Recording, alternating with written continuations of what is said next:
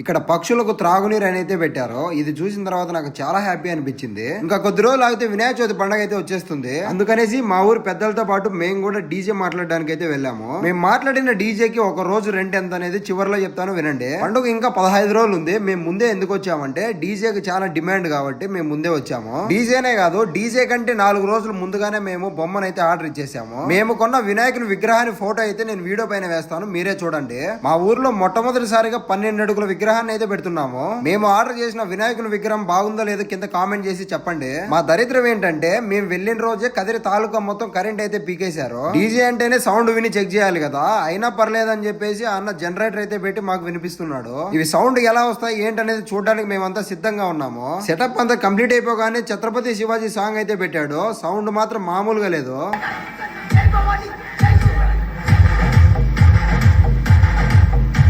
మేము ఈ డీజేని వినాయక చవితి లాస్ట్ రోజుకి అయితే ఒక రోజుకు తీసుకున్నాము. ఒక రోజు రెంట్ వచ్చేసి 30,000 అంట. సరే కానీ సబ్స్క్రైబ్ చేసి వెళ్ళండి.